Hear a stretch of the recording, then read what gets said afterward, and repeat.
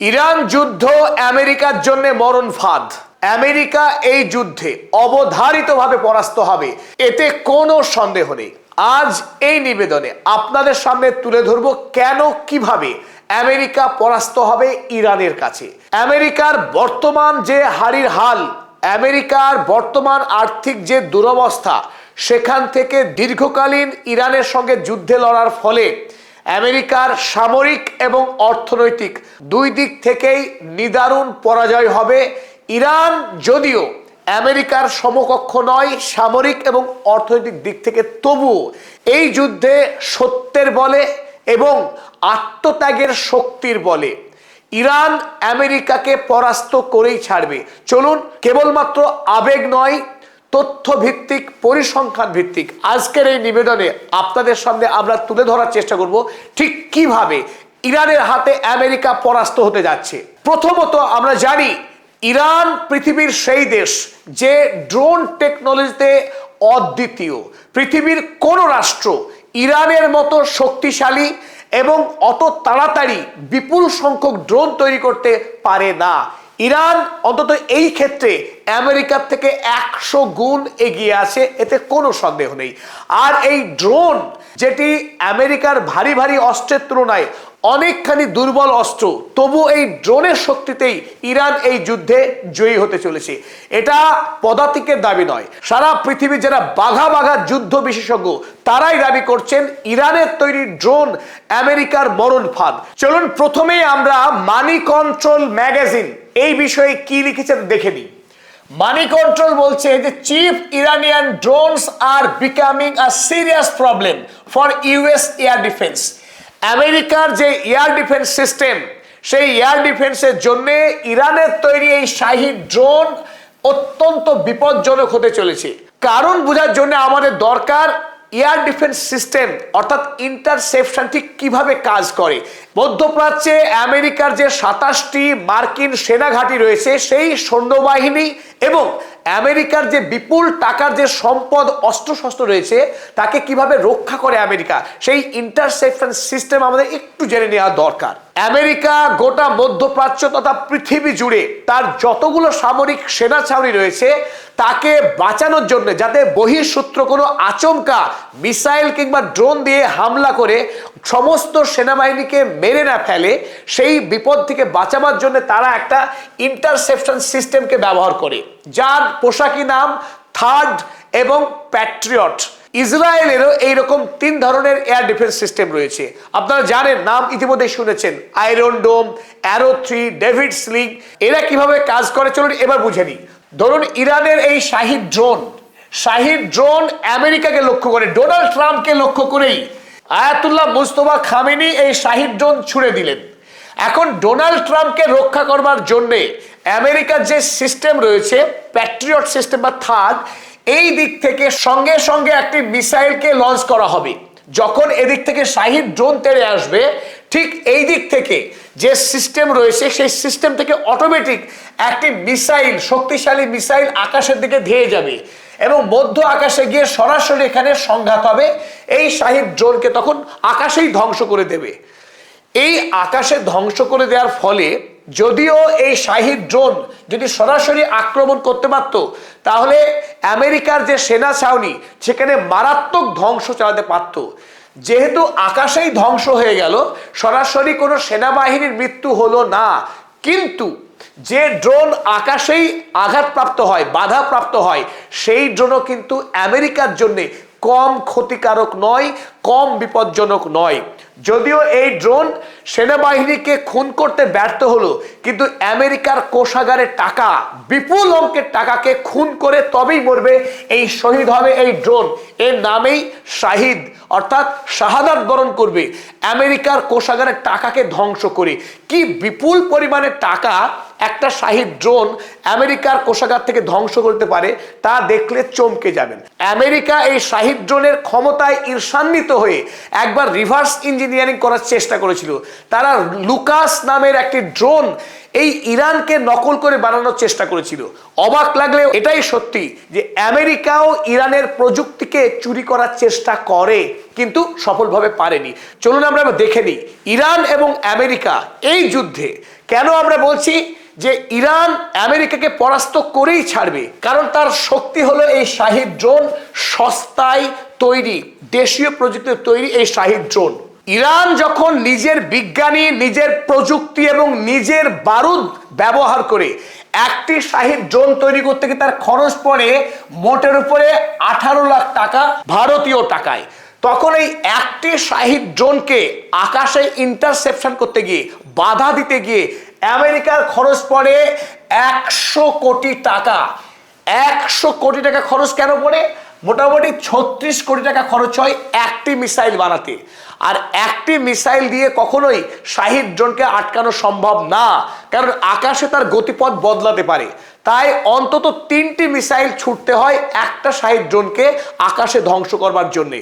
তাহলে 3টে মিসাইল যদি ছোড়া হয়, 18 লাখ টাকায় তৈরি হওয়া একটা শাহিদ ড্রোনকে আকাশে ধ্বংস করতে গিয়ে আমেরিকার খরচ হচ্ছে মোটামুটি ভাবে 100 কোটি টাকা।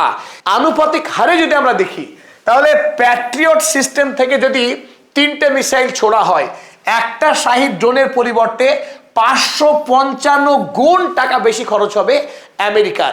ধরা যাক যদি ইরানের খরচ হয় 1 টাকা, সেখানে 555 টাকা খরচ হবে আমেরিকার।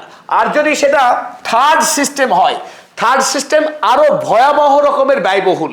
যদি ইরানের খরচ পড়ে 1 টাকা, তাহলে আমেরিকার খরচ হবে 1609 টাকা।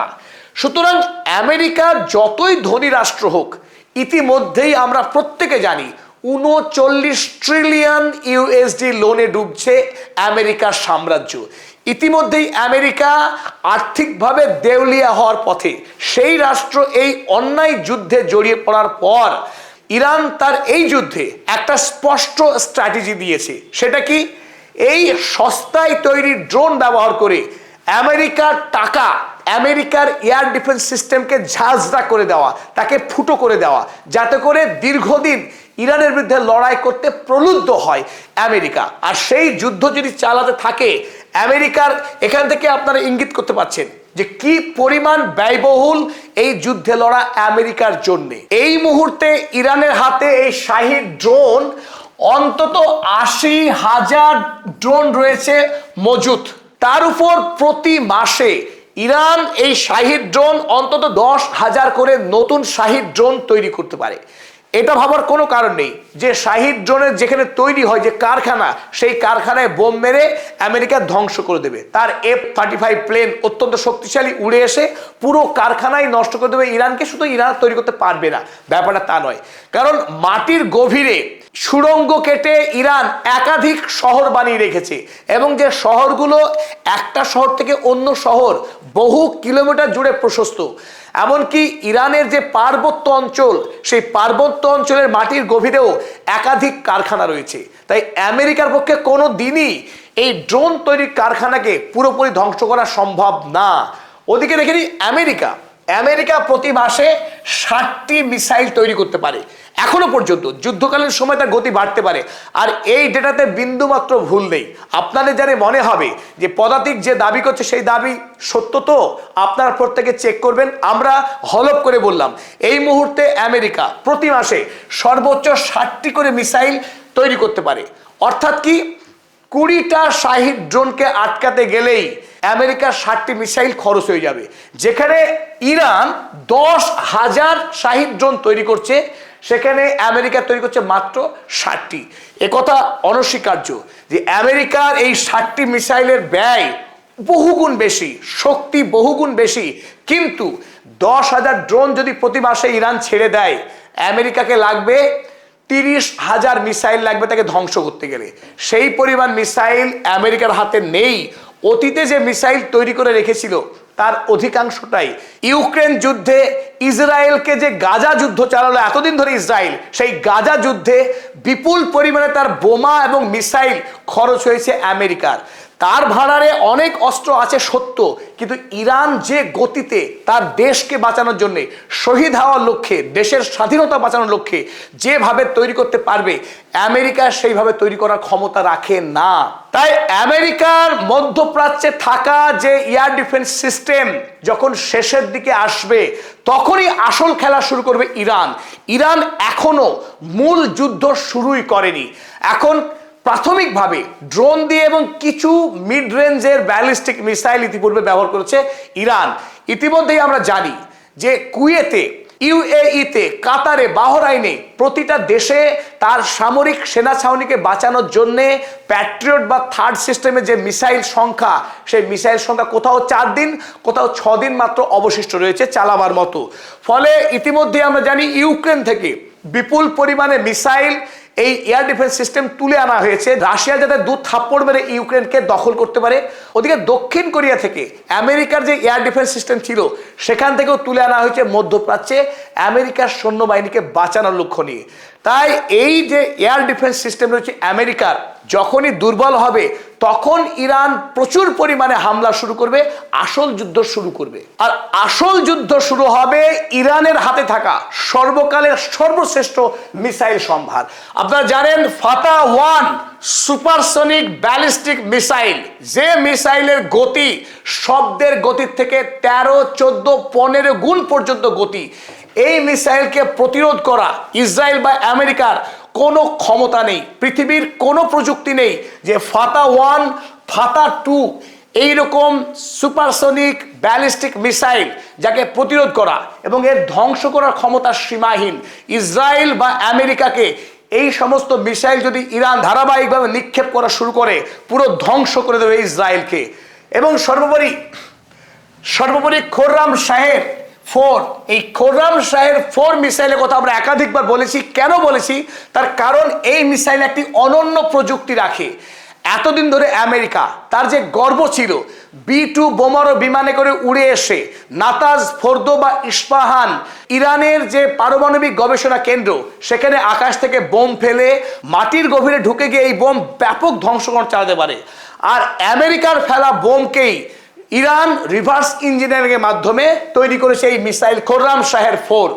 মাটির তলে লুকিয়ে থাকা আন্তর্জাতিক যুদ্ধ অপরাধী বেঞ্জামিন নেতানিয়াহু কিংবা কুখ্যাত অপরাধী বেনজিভির, ইসরায়েলি মন্ত্রী, তারা যারা লুকিয়ে আছে মাটির গভীরে, সেই মাটির গভীরে এই মিসাইল ঢুকে গিয়ে ব্যাপক বিস্ফোরণ ঘটিয়ে অসংখ্য অপরাধীকে খুন করার ক্ষমতা রাখে এই খোররাম শাহের 4। অপরদিকে এই মিসাইলের ওয়ারহেডটি বিচ্ছিন্ন হয়ে গিয়ে 50টি পাওয়ারফুল বোমে পরিণত হতে পারে এবং বিস্তীর্ণ শহর জুড়ে ধ্বংস করতে পারে এই খোররাম শাহের 4। তাই ফাতা-1, ফাতা-2 এবং খোররাম শাহের 4 পৃথিবীর ইতিহাসে অন্যতম শক্তিশালী মিসাইল। আমেরিকার তৈরি টোমাহক মিসাইলের থেকেও অনেক বেশি কার্যকরী ইরানের তৈরি ফাতা-1, ফাতা-2 এবং খোররাম শাহের মিসাইল। তাই এই মিসাইল নিয়ে ইরান এখনো যুদ্ধে নামেনি। যদিও আমেরিকা ইতিমধ্যে ইরানে ব্যাপক ধ্বংসকাণ্ড চালিয়েছে, বেশ কিছু জনগণকে খুন করেছে, এখনো ইরান অপেক্ষায় আছে। আব্রাহাম লিঙ্কন এবং ইউএসএস জেরাল্ড ফোর্ডের মতো 16টা জাহাজ আরব সাগরে দাপাদাপি করছে, ইরানের বিরুদ্ধে যুদ্ধ করছে। এই মুহূর্তে ইরান অপেক্ষায় আছে। আমেরিকার এয়ার ডিফেন্স সিস্টেম একটু দুর্বল হলেই আবু মাহাদি এবং খোররাম শাহের 4, ফাতা-1, ফাতা-2 এই সমস্ত মিসাইল নিয়ে মূল যুদ্ধে নামবে ইরান খুব অল্প সময়ের মধ্যে। আর তখনই দেখা যাবে আমেরিকা কত শক্তিশালী। তার ইউএসএস জেরাল্ড ফোর্ড কিংবা আব্রাহাম লিঙ্কন, তার দিন শেষ হয়ে আসছে, আরব সাগরেই শেষ হবে আমেরিকার শক্তি, এতে কোনো সন্দেহ নেই। ইরানের তৈরি হেভিওয়েট মিসাইলের সামনাসামনি না হওয়ার আগেই আমেরিকার অর্থনৈতিক অবস্থা কি বেসামাল হয়েছে তার একটা খণ্ডচিত্র আপনাদের সামনে তুলে ধরবো। প্রথম দিন শনিবার অর্থাৎ 28 তারিখ শনিবার সকাল 9টার সময় আমেরিকা এবং ইসরায়েল যখন একযোগে হামলা করেছিল ইরানে, সেই প্রথম দিন আমেরিকার খরচ হয়েছিল 6,500 কোটি টাকা। একদিনে আমেরিকার যুদ্ধ করতে গিয়ে খরচ করেছে 6,500 কোটি টাকা ভারতীয় টাকায়। আর বর্তমানে এই মুহূর্তে আমেরিকার আরব সাগর জুড়ে যে 16টি যুদ্ধজাহাজ এবং গাইডেড মিসাইল ডেস্ট্রয়ার রয়েছে, সেই সমস্ত যুদ্ধজাহাজগুলো প্রতি ঘন্টাতে তারা খরচ করছে 4300 কোটি টাকা। বিপুল অঙ্কের টাকা তাদের খরচ হচ্ছে প্রতি ঘন্টাতে। আর এইভাবে যদি খরচ করতে থাকে, আমেরিকাকে দেউলিয়া হওয়ার হাত থেকে কে বাঁচাবে? দেখুন, ডোনাল্ড ট্রাম্প যিনি ভেবেছিলেন আসবো দেখবো জয় করব, আর শর্ট টার্ম ওয়ার তিনি চেয়েছিলেন ইরানের সঙ্গে, সেই ডোনাল্ড ট্রাম্প ইরান যুদ্ধে এমন ভাবে ফেসে গেছে, তিনি এখন বলছেন যে 4 সপ্তাহ 5 সপ্তাহ যুদ্ধ মনে হচ্ছে আর শেষ হবে না, এই যুদ্ধ লঙ্গার, দীর্ঘদিন ধরে চলবে। তাই হোয়াইট হাউসে ইতিমধ্যেই তিনি অনুরোধ পত্র পাঠিয়েছেন, তার নতুন করে যুদ্ধের বাজেট তৈরি করেছেন। বাজেটটা শুনুন একবার।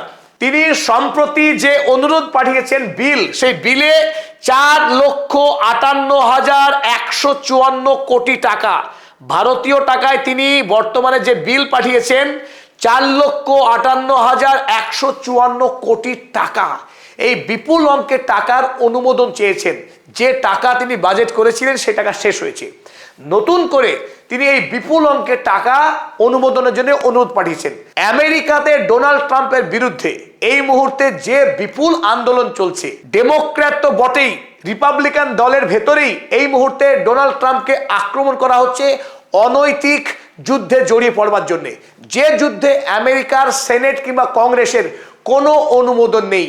বিনা অনুমোদনে মিলিটারি স্টেটের স্বৈরাচারী নায়ক হিসেবে ডোনাল্ড ট্রাম্প এই যুদ্ধে ঝাঁপিয়ে পড়েছে, তার মালিক রক্তপিপাসু যুদ্ধ অপরাধী বেঞ্জামিন নেতানিয়াহুর পরামর্শে। এই যুদ্ধে আমেরিকার সাধারণ মানুষের সম্মতি নেই আমেরিকার ডেমোক্র্যাট দলের প্রতিনিধিদের। তাই এই বাজেট যদিও তিনি এই মুহূর্তে পাশ করাতে পারবেন, কিন্তু কংগ্রেসে গিয়ে ডোনাল্ড ট্রাম্পকে মারাত্মক প্রশ্নের সম্মুখীন হতে হবে, এমনকি তার ইমপিচমেন্টের সম্ভাবনাকেও একেবারে উড়িয়ে দেওয়া যাচ্ছে না। ওদিকে ইসরায়েল, পৃথিবীর ইতিহাসে সবচাইতে যুদ্ধবাজ, পৃথিবীর ইতিহাসে বৃহত্তম গণহত্যাকারী খুনি রাষ্ট্র ইসরায়েল, তার ইতিমধ্যেই 2026 সালে যুদ্ধের জন্য যে বাজেট স্থির করেছিল, সেই বাজেটের টাকা ইতিমধ্যেই খরচ করে ফেলেছে এই রক্তপিপাসু বেঞ্জামিন নেতানিয়াহু। এই গোটা বৎসর পড়ে রইল 26 সালের, এই বাকি যে খরচ করবে তাকে ঋণ করে খরচ করতে হবে, তাতে কোনো সন্দেহ নেই। একদিকে আমেরিকা, অন্যদিকে ইসরায়েল, পৃথিবীর এই দুই অন্যায়কারী রাষ্ট্র ইতিমধ্যেই ব্যাপক পরিমাণ ঋণের জালে জড়িয়ে যাচ্ছে এই একটার পর একটা অন্যায় যুদ্ধ করতে গিয়ে। আর এভাবেই এই দুই অন্যায়কারী রাষ্ট্র তারা ধ্বংস হয়ে যাবে। ওদিকে সত্যের জয় হবেই হবে, ইরানের এই যুদ্ধে জয় হবেই হবে, কারণ ইরানের 9 কোটি মানুষ শাহাদাত বরণ করবার জন্য তারা মুখিয়ে আছে, তারা আত্মবলিদান দেওয়ার জন্য, দেশের স্বাধীনতাকে রক্ষা করবার জন্য রাস্তায় দাঁড়িয়ে তারা প্রহর গুনছে।